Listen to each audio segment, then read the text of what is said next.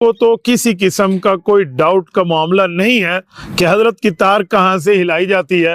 ये वजीफा लेने पे राजी नहीं है और आपने चंद आइमा के नाम भी जिक्र कर दिया, तो नाले वो अच्छी बात है, क्या ख्याल है? इसमें कौन सी ऐसी बात है? इसमें इतना एग्रेसिव होने की और चीखने चिल्लाने की और हाँ हाँ ठीक पेश पूरा खतीबाना अंदाज की क्या जरूरत है? इसमें आराम से बता दें। नहीं भाई, चंद लोग हैं जो, कुछ लोग हैं या बहुत सारे लोग हैं जो कह रहे हैं कि हमें नहीं चाहिए ये वजीफा, तो ठीक है ना ले वो। इसमें कौन सी ऐसी बात है? अगर कोई ये समझता है कि मैं वजीफा लेके हुकूमत का पिट्ठू बन जाऊंगा तो ना ले वजीफा, क्या ख्याल है? ये जो उन्होंने कहा कि पंजाब के इमाम राजी नहीं है, तो तहकीक ऐसे नहीं होती कि जो दावा कर रहा है उसी की बात को मान लिया जाए। जाके न्यूट्रल होके खुद जाके पंजाब में देख लें, आपके भी रिलेटिव होंगे पंजाब में, बहुत सारी मसाजिद के इमाम होंगे या जितने तलबा बैठे हुए हैं, बहुत सब के ताल्लुकात होंगे ना, उनसे फोन करके पूछ लें क्या ख्याल है भाई, आप इस पर खुश हैं या नाराज हैं। फिर पता चलेगा कि जिन उलमा का आपने नाम लिया, काबिल एहतराम उलमा का, उनके अलावा की क्या राय है। तो वो उलमा तो जमीयत के हैं ना, आप तो सब जमीयत के उलमा के नाम ले रहे हैं ना, तो अभी जाहिर है जमीयत अपोजिशन में है। मैंने बताया था सियासी जमात का काम यही होता है कि हुकूमत के हर फैसले को मुस्तरद करना, क्योंकि कोई भी अपोजिशन में हो कि हुकूमत के फैसले में तारीफ शुरू कर दे तो इसका मतलब तो आप अपनी वोटिंग पावर ही जाया कर रहे हो। फिर तो सियासी का सियासत का तो काम यही होता है। उन्होंने मुझे ये को बोला है कि इनकी डोर कोई और खींच रहा है, हमारी डोर कोई और खींच रहा है। हमारी डोर तो खुदा की कसम भी कुरान हाथ में रख के मैं कसम उठाने के लिए तैयार हूँ, ये कोई भी नहीं खींच रहा हमारी डोर। ना ये बयान हमने किसी के कहने पे दिया, हजरत मुफ्ती अब्दुल रहीम साहब तक को भी नहीं पता है जो मैंने बयान दिया, उनको भी बताया बगैर दिया। एक राय है जो मैंने जिसका इजहार किया अपनी तरफ से तहकीक करके। ये इल्जाम लगा देना बहुत आसान होता है। नबी सल्लल्लाहु अलैहि वसल्लम ने फरमाया ना कि आयतुल मुनाफिकी सलास, उसमें एक अलामत ये भी बयान की, इज़ा खासमा फजर, कि जब वो किसी से बहस करता है तो गालिम गलोच पे आ जाता है। आप कहें उन्होंने गाली तो नहीं दी, जब आप किसी को ये कह दो कि ये किसी और के कहने पे ये सब कुछ कर रहे हैं, तो मैं समझता हूँ इससे बड़ी गाली कोई नहीं है, क्योंकि आपने अगले के जो स्टेटमेंट है, अगले की बयान की वैल्यू ही जीरो कर दी है कि अब जो भी बयान देगा ये तो हुकूमत के कहने पे दे रहा है। तो मैं कुरान पे अभी भी कसम उठाता हूँ वल्लाह कि ना ये मैंने हुकूमत के कहने पे किया, ना हुकूमत से मेरा कोई लेना देना है, ना हुकूमत से। हमें तो ये देख लो, हमारे तो सही होने की बड़ी अलामत ही है कि जब इमरान खान ने ये काम किया था तो भी हमने तारीफ की थी, मुस्लिम लीगियों ने किया तो भी हमने तारीफ की। हालांकि अगर हम हुकूमत के पिट्ठू होते या किसी सियासी जमात के पिट्ठू होते तो जब इमरान खान करता तो हम मुस्लिम लीगियों ने तारीफ की थी या बुराई की थी? बुराई की थी। अब मुस्लिम लीगी खुद कर रहे हैं तो पीटीआई वाले अच्छाई कर रहे हैं, बुराई कर रहे हैं, बुराई कर रहे हैं। हमारी तो एक पॉलिसी है, हुकूमत जो अच्छा काम करेगी उसको अच्छा कहेंगे, इसमें हुकूमत का पिट्ठू होने वाली कौन सी बात हो गई?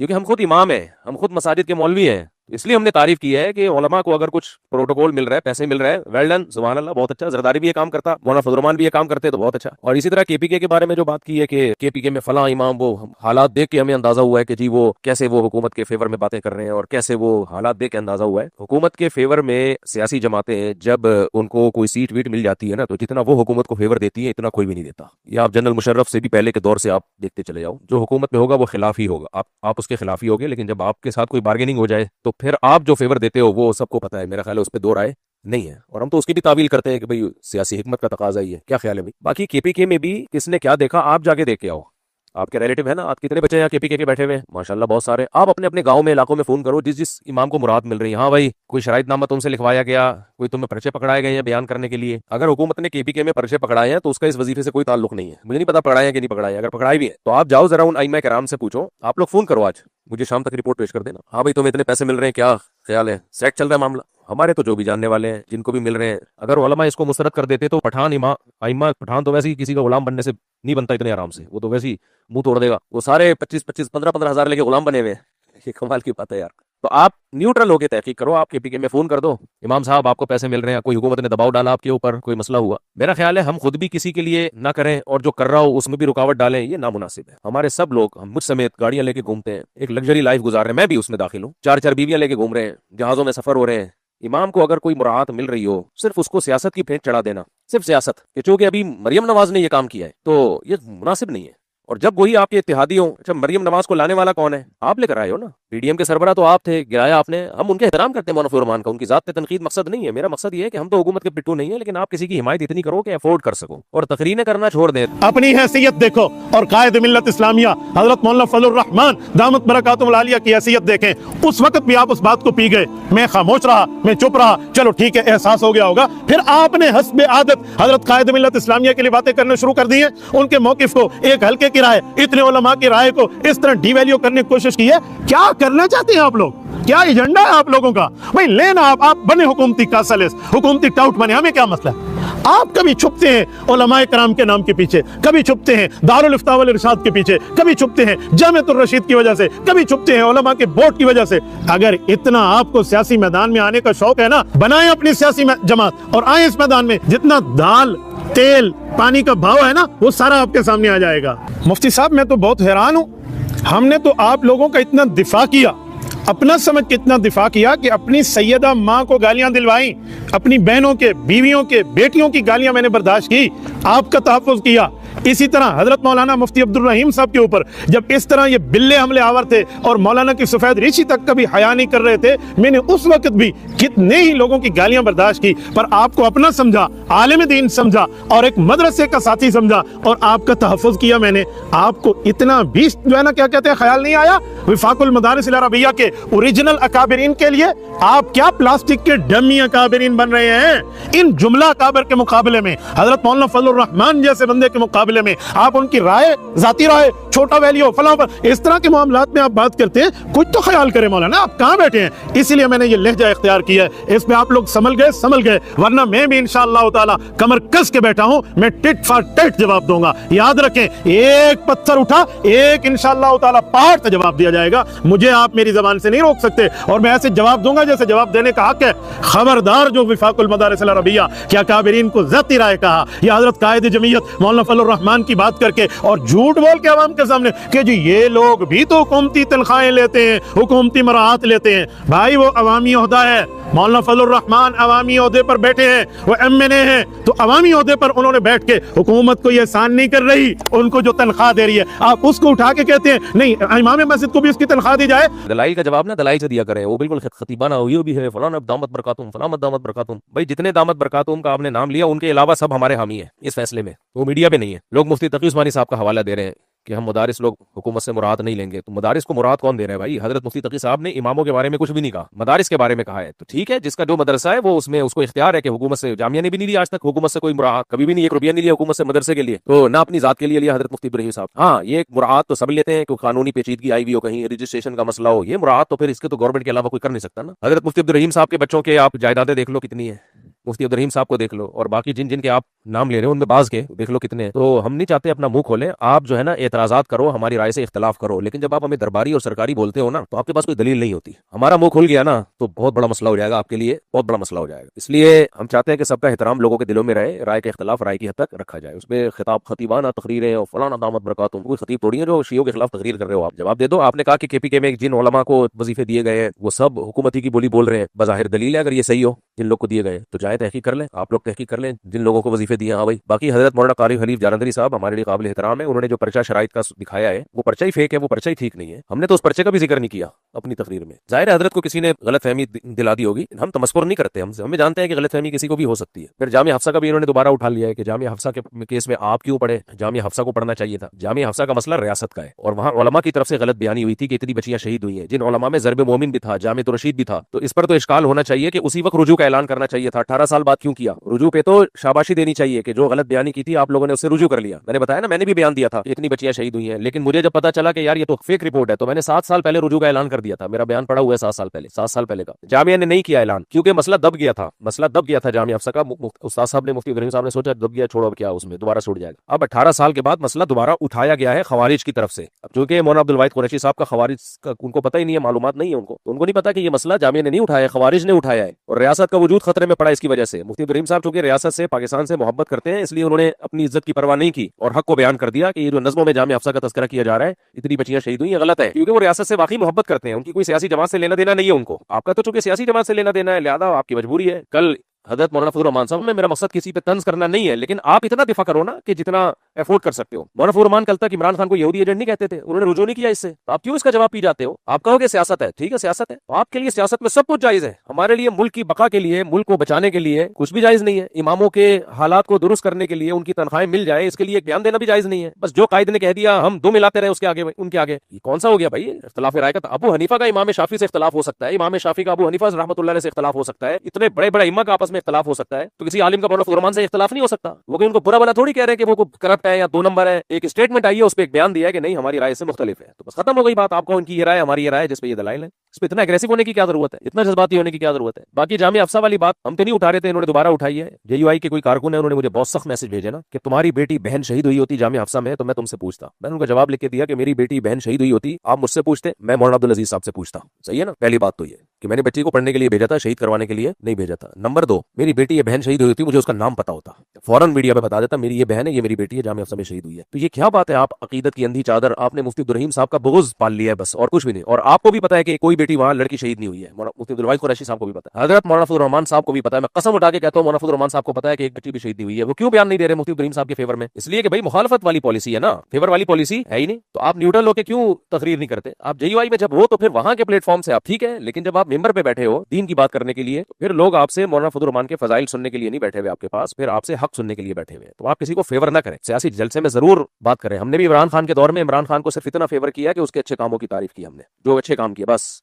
बाकी जो अगर मैं कहीं एग्रेसिव हुआ तो वो भी मुखालफत की उरूज पे पहुंची हुई थी। जो भी अच्छा काम किया जा रहा है उसमें उसमें ये साजिश है, ये साजिश है, ये साजिश है। तो फिर तो हमारा बनता था ना ये, क्योंकि मौलानाओं की तरफ से हो रहा था ये सब कुछ, तो फिर मैं भी तो मौलाना हूं ना, तो कम से कम आवाम को ये मैसेज तो जाना चाहिए था कि भाई सारे मौलाना इसमें एक राय पर नहीं है। जो बयान आया है ना जज्बाती बयान, और इससे बच्चे तो बेचारे सादा लौह बच्चे तो इन जज्बाती चीजों से मुतासर होते हैं, पढ़े लिखे लोग इन चीजों से मुतासर नहीं होते, वो तज्जिया करते हैं। तो केपीके में अगर हुकूमत ने आवाम को खरीद लिया है, उलमा को खरीद लिया, तो केपीके में आपके बहुत सारे रिलेटिव हैं, तो होंगे यकीनन, जाओ फोन करो उनको, क्या खरीदा है भाई। और वो जो शराइतनामा पढ़ के सुनाया गया है हजरत मौलाना हलीफ जालंधरी साहब की तरफ से, फर्ज कर लो वो ठीक भी है, तो उसमें कौन सी गलत बात लिखी हुई है? वफाकुल मदारिस से जब किसी मदरसे का इल्हाक होता है, इसी टाइप की शर्तें उसमें भी लिखी हुई हैं, रियासत के खिलाफ नहीं जाएंगे, ये नहीं होगा, वो सारी शर्तें तो एक कॉमन सेंस की है। हाँ, ये नहीं होना चाहिए कि इमाम को लिखा हुआ खुतबा दिया जाए, इसके हम खिलाफ है, इमाम अपनी मर्जी से बयान करे। और बाकी ये कि हुकूमत 25,000 में उलमा को खरीद लेगी। असल में जितने पंजाब के उलमा है ना, जब मेरा बयान गया वो सारे खुश है मेरे बयान से। उलमा से मुराद जो मसाजिद के इमाम है, और जो इमाम नहीं है वो सारे नाराज हैं। ये होता है। अब जाहिर है जो इमाम नहीं है उनकी तादाद ज्यादा है, तो उनकी नाराजी से हमें कोई वो नहीं है, फिक्र नहीं है, क्योंकि वो कुछ ले नहीं रहे ना, उनको कोई फायदा नहीं मिल रहा। तो जब कुछ मिल नहीं रहा होता तो बैठ कर बयान देते रहो। इस बेचारे के पाँव में पहनने के लिए चप्पल नहीं है ना, आपने कोई इंतजाम किया उनके लिए। वफाकुल मदारिस में करोड़ों नहीं अरबों रुपए होते हैं, अच्छी बात है, होने चाहिए, तभी तो इतना बड़ा मदारिस का सेटअप चल रहा है। उन अरबों में थोड़ा सा छिड़काव इनके ऊपर कर दें, आप क्या ख्याल है? और अगर नहीं कर रहे, कोई मजबूरी होगी, तो फिर आप, अभी एक तहरीर भी आई है कि उलमा सुलहा हमेशा गरीब रहे हैं, और उलमा, ये तहरीर भी आजकल मुझे व्हाट्सएप पे लोग भेज रहे हैं कि उलमा जो है वो हमेशा गरीब ही रहे हैं, कस्मा पुरसी में ही रहे हैं, और उलमा पे यही चीज सूट करती है। बिल्कुल सही है, तो फिर सबको गरीब होना चाहिए। फिर मुझे भी चाहिए कि मैं रक्शे में जाऊं, रक्शे भी नहीं, बाइकिया वाले से बाइकियां मंगवाऊं, गाड़ियां वाड़ियां, लैंड क्रूजर, ये प्रोटोकॉल और ये सब कुछ, वेस्ट कोट पहनना और बड़े बड़े जुब्बे पहनना, ये सब छोड़ दें। ये क्या बात है कि अपने लिए तो सब ये चाहते हैं कि हम लोग जनाब लग्जरी लाइफ हो, और मस्जिद के इमाम के लिए कि वो गरीब गुरबा किस्म का हो, ये नाइंसाफी है भाई। तो ये मौलाना फजलुर रहमान की मजबूरी है, वो क्योंकि अपोजिशन में है, तो वो ठीक है, वो सही कर रहे हैं अपने लिहाज। सियासत में यही होता है, क्योंकि अगर वो कहते हैं कि हुकूमत सही कर रही है तो उनका तो वोट खत्म हो जाएगा। पीटीआई वाले कहते हैं कि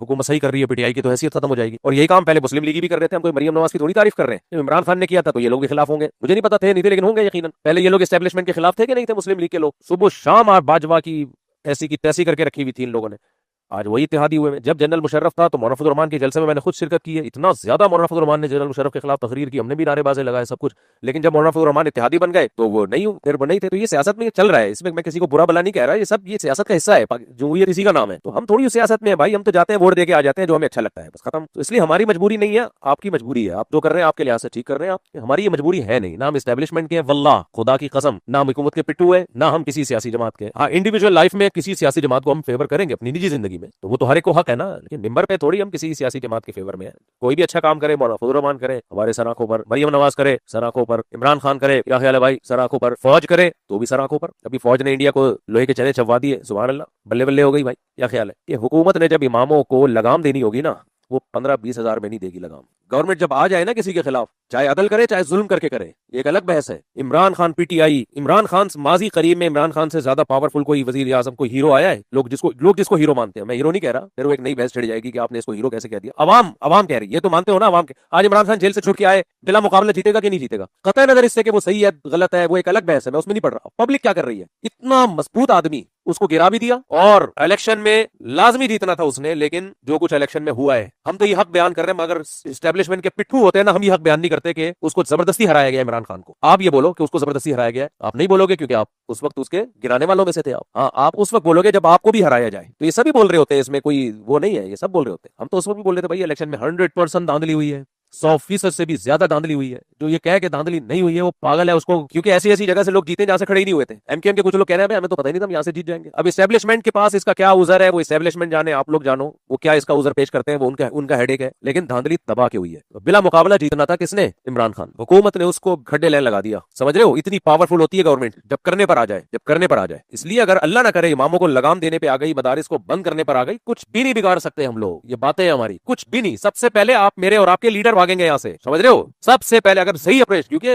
हकीकत यह है कि हम खुद बिला वजह मदारिस के तहफ्फुज का वो बेच रहे होते हैं कि मदारिस को खतरा है, मदारिस को खतरा है। और कोई खतरा नहीं है। मौलाना मजहूर मेंगल साहब का मदरसा चल रहा है, दारुल उलूम की, अल्लाह और तरक्की दे दारुल उलूम कोरंगी को। जाओ जाके व्लॉग बनाओ, वहां जाके देखो, आदमी मदरसे में घुसते ही हैरान हो जाता है कि यार अल्लाह और बरकतें दे, क्या शानदार मदरसा है। कोई मैली आंख उठा के अल्हम्दुलिल्लाह ना हुकूमत में, ना एस्टेब्लिशमेंट में, ना पुलिस में, ना फौज में कोई भी नहीं देख रहा। मदारिस को सिरे से कोई खतरा नहीं है, अल्हम्दुलिल्लाह बहुत मजबूत है। इंडिया में खतरा नहीं है, यहाँ कहां से खतरा हो गया जो एक बिल्कुल सेकुलर हुकूमत है। बर्मा में मदारिस को खतरा नहीं है, मैं वहां गया हूं, बहुत सारे मदारिस बने हुए। वो कहते हैं ठीक है, लेकिन बस वो एक बात कहते हैं कि तुम्हारे मदरसों के सर्टिफिकेट को हम वैल्यू नहीं देंगे, हुकूमत के किसी इदारे में नहीं जाओगे। बर्मा में ये लॉ है, पढ़ते रहो, ठीक है, मस्जिद की इमामत संभालो, मौज़िन संभालो। ये नहीं होगा कि तुम गवर्नमेंट के किसी इदारे में चले जाओ, क्योंकि उनको खतरा है गवर्नमेंट में आगे तो निजाम बदलेंगे ये, क्योंकि निजाम बदलने के लिए हुकूमत में आना जरूरी है। तो ये उन्होंने कहा कि वैल्यू नहीं है, तो इसलिए ना मदारिस को अल्हम्दुलिल्लाह कोई खतरा है। और ये इतने मदारिस बंद कर दिए, ये कर दिए, वो सारे वो बंद किए जो वफाक के जेरे तहत नहीं थे। केपीके में और जगह जगह जो बहुत सारे मदारिस बंद किए हैं, वो सारे वो बंद किए जो वफाकुल मदारिस के बोर्ड में नहीं है।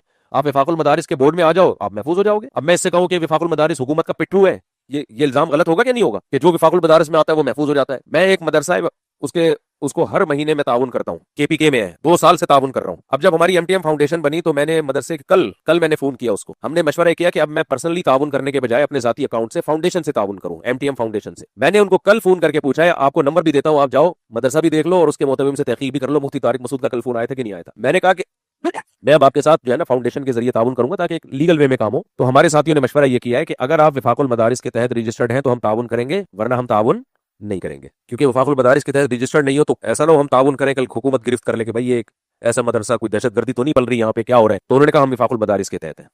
मैंने कहा कुछ सर्टिफिकेट भेजे, कोई डॉक्यूमेंट अभी भी पड़े हुए हैं, मोबाइल में दिखा सकता हूँ। कल उन्हें भेजे डॉक्यूमेंट्स, ये देख लो। तो जैसे ही डॉक्यूमेंट्स आए हैं मैंने कहा ठीक है, अब आपको हर महीने वो ताउन फाउंडेशन की तरफ से मिलेगा।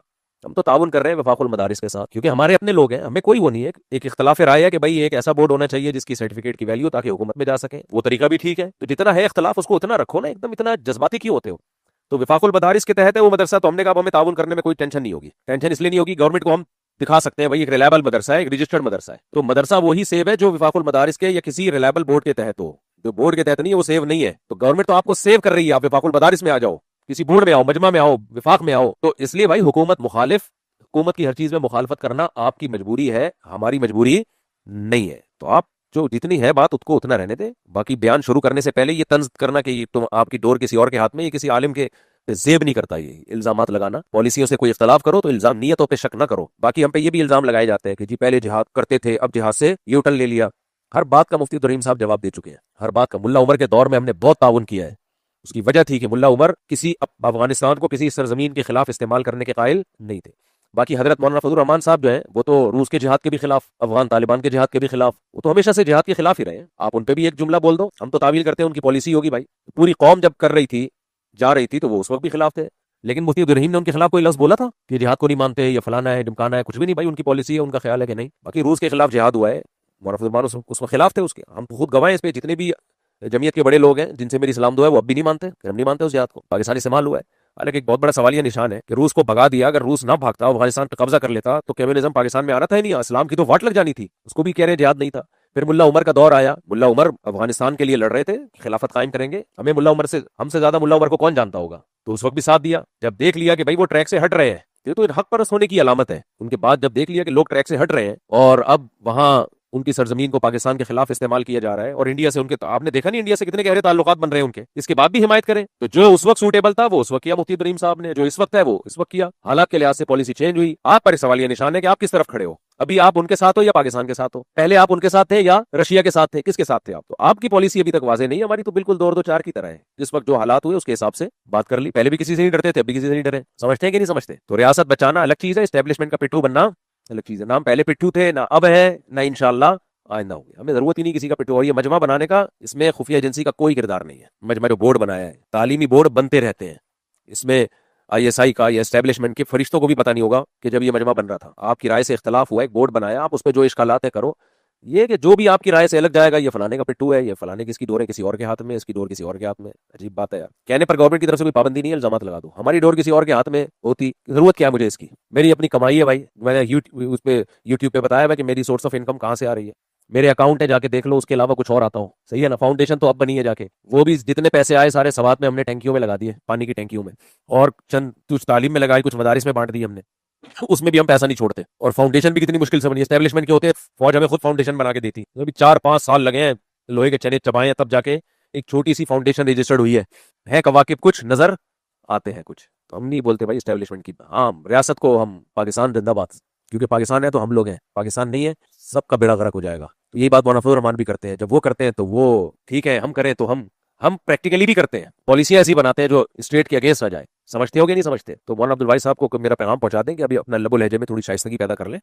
और अब तकरीरों का दौर चला गया है। आपने जो दलील दी है कि पंजाब के इतने सारे उलमा आइमा इस फैसले पे नाराज हैं, एक तो आप मौलाना फजल रहमान को सारे उलमा का क्यों लीडर बना के पेश कर रहे हैं? बहुत सारे उलमा के हैं, लेकिन सब उलमा के नहीं है, बहुत सारे उलमा के हैं। जामिया रशीद ने तो विफाक से अलग ही इसलिए हुआ है कि मौलाना फजल रहमान का इन्फ्लुएंस उसमें बहुत ज्यादा बढ़ गया था। जामिया रशीद का कहना यह था कि दस्तूर जो है हमारा, जो विफाकुल मदारिस के दस्तूर में तो एक शर्त है कि सियासत से ताल्लुक नहीं होगा। ये तो अब सियासी लीडर का इन्फ्लुएंस इतना ज्यादा हो गया इसमें, तो मौलाना फजल रहमान के फेवर में होने के बावजूद कि भाई ठीक है उलमा का असेंबली में रहना जरूरी है, लेकिन मदरसे को अलग करो। मदरसे में पीटीआई के भी होंगे, मुस्लिम लीग के भी होंगे, तालीमी इदारों में तो सब तरह के लोग होंगे, उसमें किसी सियासी जमात की छाप नहीं लगनी चाहिए। पंचपीरियों का भी नहीं है, हाँ बरेलवियों का अलग बोर्ड है। इसमें क्या है? रायबंड का अलग बोर्ड, वो तो देवबंदी है रायबंड वाले, वो तो विफाक के तहत नहीं आते। इतनी सी बात है, आपको क्यों इतना ज्यादा वो इस पे शोर शराबा शुरू कर दिया आपने? जामिया का हदफ अलग है, बार बार बता रहे, वो हदफ विफाक में रह के हो ही नहीं सकता। तो इतने सारे मदारिस, सारा नजला आपका अकेले मुफ्ती इब्राहिम साहब पे गिर रहा है, इसलिए कि भाई वो इन्फ्लुएंस कबूल नहीं कर रहे, वो असर कबूल नहीं कर रहे उनका। वो कह रहे हैं भाई हम तालीमी बोर्ड बिल्कुल सियासत से क्या होगा आजाद। आपको फिर सियासी बयान देते क्यों है? सियासी बयान नहीं देते।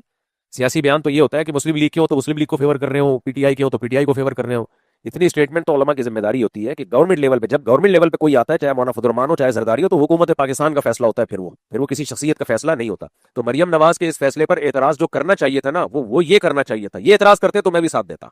तो एतराज ये है, लॉलीपॉप तो नहीं है, लारे रप्पे तो नहीं दिए जा रहे कि 25,000 हम देंगे, क्योंकि बाज दफा सियासी लीडर बड़े बड़े वादे कर लेते हैं, हम देंगे 25,000 देंगे, और इमाम हमारे लिए मुकद्दस है, और इमाम ये है, इमाम यूं होता है। तकरीरें कर ली, इमाम भी जोश में आ गए और सब फेवर में चले गए, बाकी धेला भी नहीं मिल रहा। तो पहली बात ये, हुकूमत पंजाब इस फैसले को यकीनी बनाए, मिलेगा। ये हवाई बातें नहीं है। नंबर 2, आपके जाने के बाद भी मिलेगा, इसको पक्का काम करके जाओ आप। ये नहीं होता कि जब तक आपकी हुकूमत है तो मिलेगा, जब आपकी हुकूमत गई तो गया। ना ना ना, ये गलत है। आप मरियम नवाज साहिबा से हम अपील करते हैं कि आप ये पक्का काम करें। ये वजीफा तमाम इमामों को, पंजाब के तमाम इमामों को मिलेगा, चाहे आपकी हुकूमत रहे चाहे हुकूमत ना रहे। ये एतराज करते हैं हम, साथ देते हैं। ये एतराज बनता है, मिलेगा इंशाल्लाह, इमामों को वजीफा मिलेगा। और जिसने गुलाम बनना होगा वो पहले ही बना हुआ है, और जब हुकूमत ने लगाम देनी होगी तो वो वजीफे के बगैर भी दे सकती है। पीटीआई की मिसाल एमक्यूएम तो इतनी पावरफुल थी तुम्हारे तसव्वुर से ज्यादा। उसके जब लगाम दी है तो उसका तोड़ तार के बराबर कर दिया उसको। कल मैं मुक्का चौक से गुजरा हूं तो मुक्का चौक में मुक्का ही नजर नहीं आ रहा। अबे वो मुक्का चौक का नाम ही तब्दील कर दिया। तो मैं और आप किस खेत की मूली है मेरे भाई? तो लेकिन चूंकि हुकूमत मदारिस के खिलाफ है नहीं, असल बात यह है। मेरा गिलगित का जो सबसे पहला सफर हुआ था, जेयूआई के एक कैंडिडेट थे जो इलेक्शन में खड़े हुए थे, उनके मुकाबले में दूसरा कोई था, तो मैं सिर्फ जितवाने गया था उनको। समझ रहे हो? कोई रिलायबल आदमी जेयूआई में नजर आए, हम जितवाते हैं उसको। तो हम तो न्यूट्रल है भाई, प्रैक्टिकली न्यूट्रल है, सिर्फ हवाई बातें नहीं है। जो अच्छा आदमी आएगा, जमात इस्लामी के नाजिम ने पूरा इलाका बना दिया हमारा, मैं आजकल इसको फेवर कर रहा हूं। अबे हमें तो इलाका ठीक करवाना है, हमारी बला से जोड़ दिया यार। आजकल जमात इस्लामी वाले मुझसे बड़े खुश हैं। क्यों? कराची को फिलहाल जो किसी इलाके में काम कर रही है, जमात इस्लामी कर रही है काम। गुलशन शमीम को बना दिया उन्होंने, अब हमारे इलाके में भी गटर लाइनें डलवा दी, ये सब कुछ हो गया। तो मैंने एक पॉडकास्ट किया है, वो आ जाएगा अभी पॉडकास्ट। उनसे रिक्वेस्ट की है कि यार हमारे इलाके में भी तवज्जो दो। अगर मेरा इलाका जमात इस्लामी वाले बना देते हैं तो मुझे क्या यार, पीपल्स पार्टी बनाए, एमकेएम बनाया, अगर जमात इस्लामी बना रही है तो जमात इस्लामी जिंदाबाद, एमकेएम बना रही है तो एमकेएम जिंदाबाद। हमें तो जो काम करके देगा हम वो करेंगे ना, उसको अप्रिशिएट करेंगे। एमकेएम वाले आए मेरे पास कि आप हमें, मैंने कहा आप इलाके में काम करो, आप जिंदाबाद हो जाओगे, हमें क्या यार। अभी जमात इस्लामी कर रही है। हाफिज नईम का इंटरव्यू मैंने क्यों लिया था पॉडकास्ट में?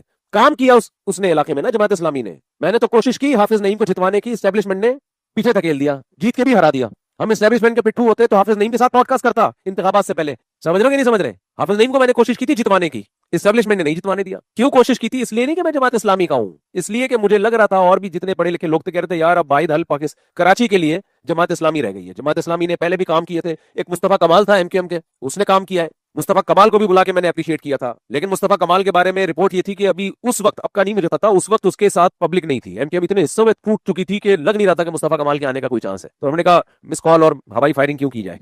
जमात इस्लामी का चांस लग रहा था और था कि ये काम कर रही है। सुभान अल्लाह मेरे भाई, अगर पीपल्स पार्टी का कोई बंदा आके इलाके का काम कर दे, पीपल्स पार्टी जिंदाबाद, तो हमारी तो पॉलिसी है। और उस पर कोई ये तबसरा करे यू टर्न लेते रहते हैं, कलाबाजियां खाते रहते हैं। कलाबाजियां नहीं खा रहे आप, एक जगह अटक गई है आपकी सुई, हमारी अटकी नहीं है।